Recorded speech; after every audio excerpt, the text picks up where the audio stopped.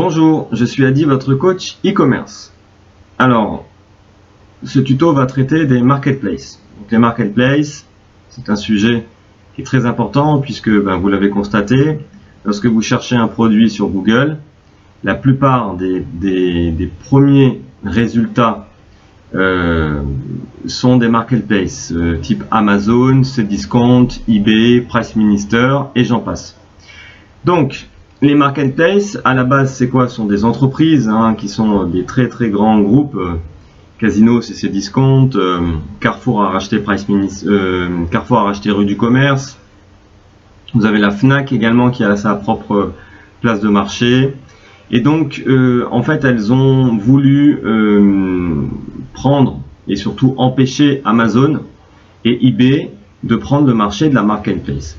Alors, un marketplace, c'est bien parce que ça permet pour l'utilisateur d'avoir des centaines de milliers de références, donc de pouvoir avoir des super tarifs, de pouvoir comparer, d'avoir un catalogue très étoffé pour sa recherche. Donc, vous et moi, nous sommes aussi des consommateurs, donc il faut quand même reconnaître que ces places de marché nous permettent de trouver des super produits.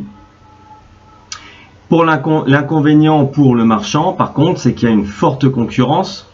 Il y a de plus en plus de places de marché. Donc, avoir ces produits dans toutes les places de marché, ça implique du temps à passer dans chacune d'entre elles. Ça implique des abonnements à payer pour chacune d'entre elles, etc. Donc, les places de marché, c'est clair, vous ne pouvez pas y échapper.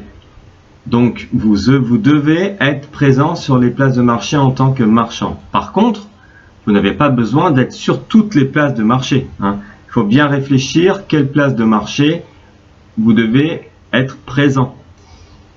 Deuxièmement, si vous avez donc une boutique PrestaShop, et même si vous n'en avez pas, utilisez le logiciel PrestaShop pour justement unifier l'ensemble de votre catalogue sur toutes les places de marché. Je vais m'expliquer.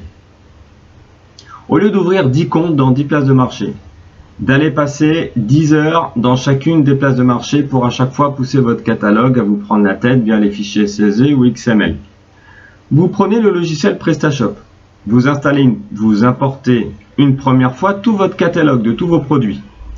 Et ensuite, vous utilisez un agrégateur de flux de type Shopping Flux, avec un module gratuit en plus, qui va pousser l'ensemble du catalogue sur les 10 marketplaces en une seule fois. Donc là, vous gagnez du temps. Deuxième avantage, c'est que lorsque vous allez générer des ventes, les ventes vont revenir dans le tableau de bord du logiciel PrestaShop, ce qui va vous permettre de pouvoir gérer de la plateforme PrestaShop, du tableau de bord, l'ensemble des ventes, et vous allez voir toutes les ventes qui arrivent de toutes les marketplaces dans un seul tableau de bord, et vous allez pouvoir gérer le processus des statuts. Ça veut dire produit livré, produit retourné, produit accepté, commande livrée, commande facturée, et même de pousser les factures. Donc ça, c'est plutôt pas mal.